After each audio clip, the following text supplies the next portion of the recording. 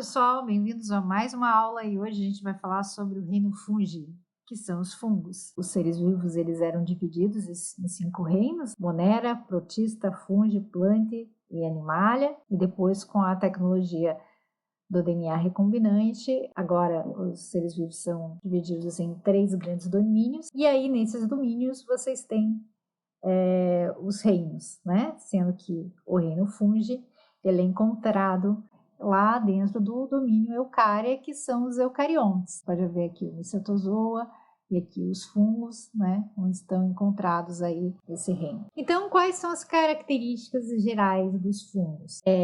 Eles são eucariontes, né, já vimos, porque eles estão no grupo eucária. Todos eles são heterotróficos, ou seja, eles não produzem seu próprio alimento, eles não fazem fotossíntese. A partir disso, eles não têm cloroplasto, eles não têm clorofila, né? São aclorofilados. Algumas espécies são unicelulares e algumas são pluricelulares ou multicelulares, tá?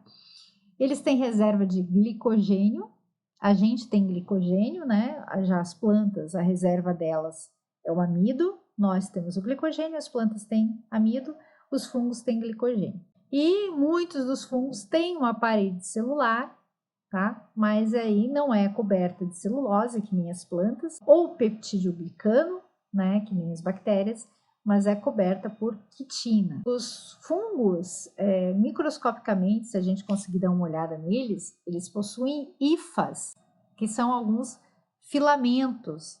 E esses filamentos, eles possuem algumas enzimas, que são enzimas digestivas, que conseguem liberar substâncias digestivas, né, para o lado de fora dos fungos, onde então eles fazem a sua digestão extracorpórea, ok?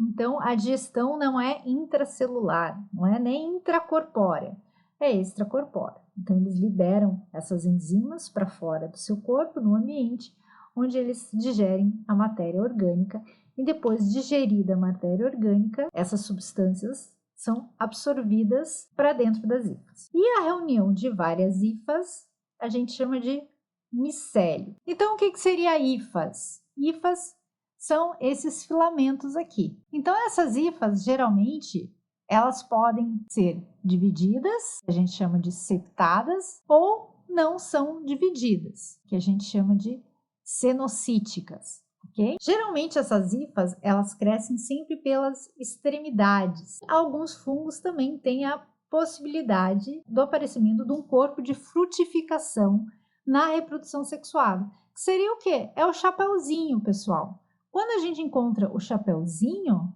né, do fungo, na verdade é o corpo de frutificação. Em relação à nutrição dos fungos, então já vimos, né, que os fungos são heterotróficos. E ele pode ter vários tipos de alimentação. Muitos deles decompõem a matéria orgânica, tá? Lembra quando a gente falou nas bactérias sobre os decompositores? A gente falou que existem 2 tipos de seres vivos, são as bactérias e os fungos. Então, os fungos também decompõem a matéria orgânica morta. Então, eles fazem saprofagia. Além de matéria orgânica morta, eles também podem se alimentar de matéria orgânica viva. É por isso que vários alimentos eles acabam estragando, né? O apodrecimento dos alimentos. Mas existem alguns fungos que eles são parasitas, como por exemplo os fungos que ocasionam a micose. E outros fungos ainda são associados a outros tipos de seres vivos, como por exemplo relações benéficas para ambos, que são as relações de micorrizas e de líquens. Lembrando que líquens é uma associação entre fungos e algas, não é? A gente viu isso quando a gente falou um pouquinho sobre algas. E as micorrizas são associações de fungos com raízes de plantas. Em relação à reprodução dos fungos, existem 2 tipos, a assexuada e a sexuada. A assexuada não tem mistura de material genético, tá? Ou seja, os filhos eles são geneticamente idênticos ao indivíduo mãe. Tá? Já a sexuada, você tem troca de material genético entre indivíduos diferentes. Tá? Então, na assexuada, temos 3 tipos de reprodução. Temos a bipartição, a produção de esporos e o brotamento. Tá?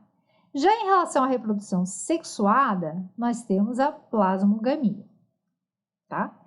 Então, falando na bipartição, não vou me ater aqui à bipartição, porque vocês viram isso tanto em bactérias, vocês viram em protozoários, né? Seria o quê?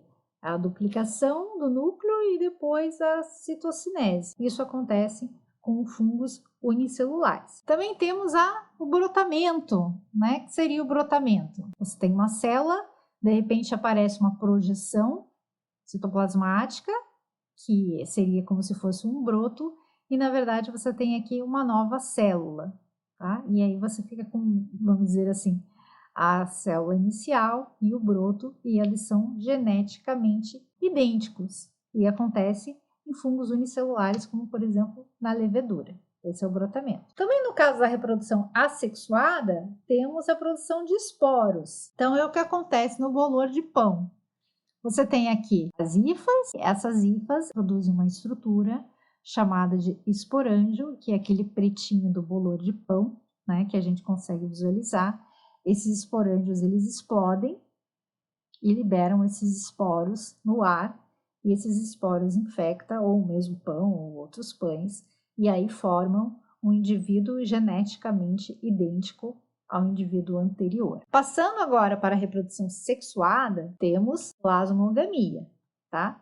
Então aqui a gente tem um exemplo de plasmogamia. Você tem hifas de indivíduos diferentes. Quando você tem hifas de indivíduos diferentes, você pode ter o que a gente chama de plasmogamia, que seria o quê? Hifas diferentes que acabam se fundindo, tá?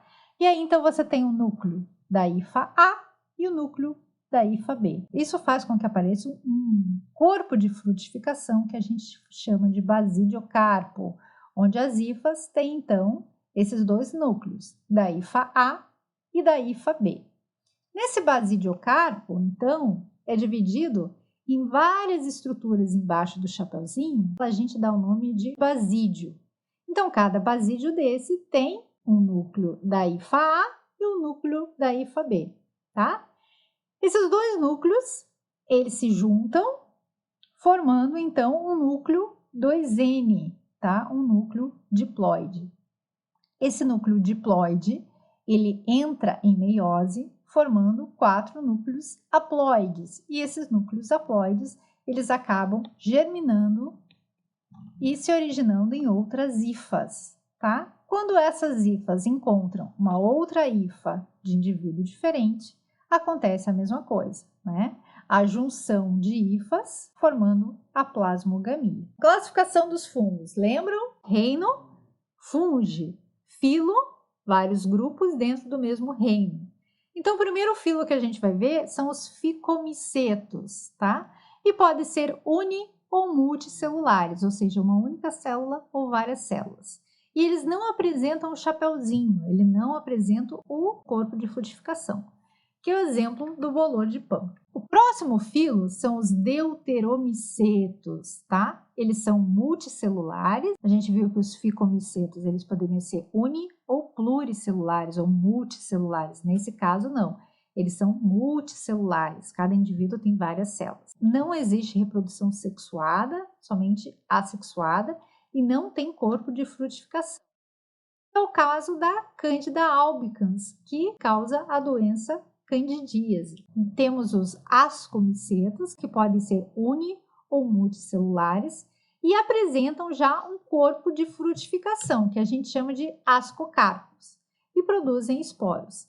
É o caso da levedura, que faz a cerveja, Saccharomyces cerevisiae, e é o caso dos fungos que são associados a algas para produzir os líquens. E por último, nós temos os fungos mais evoluídos, que são os basidiomicetos. Geralmente, quando você encontra um fungo com um chapeuzinho, que é o corpo de frutificação, é um basidiomiceto.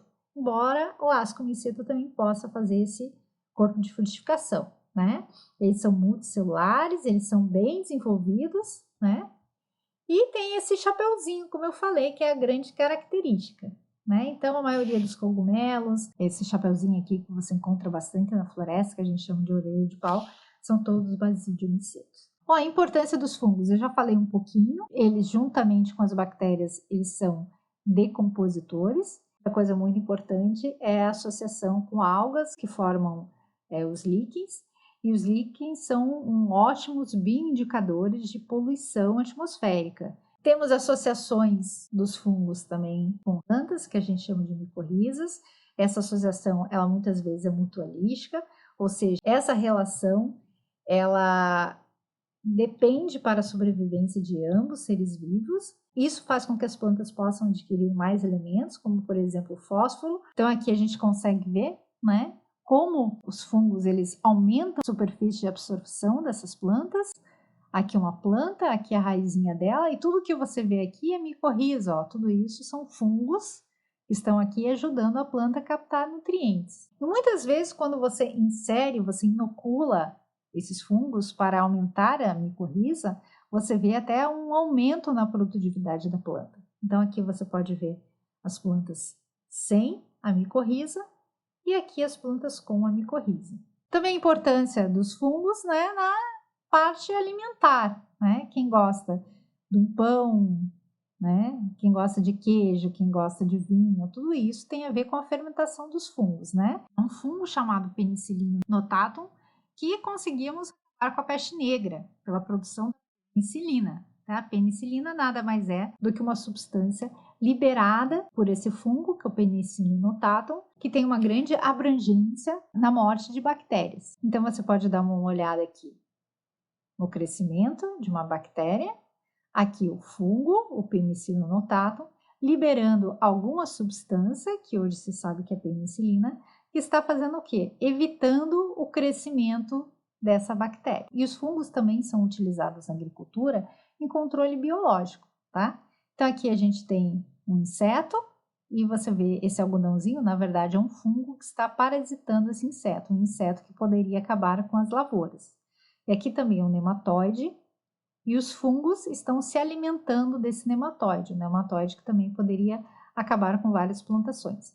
Então, utilizando o fungo tanto no parasitismo quanto no predatismo para conseguir controlar essas pragas na agricultura. Mas, como nem todos são flores, os fungos também podem causar alguns malefícios, como o apodrecimento precoce dos alimentos e também doenças, né? Como, por exemplo, as micoses e doenças fúngicas também na agricultura. Bom, pessoal, espero que vocês tenham gostado da aula e a próxima aula a gente vai falar um pouquinho sobre as plantas. Até lá!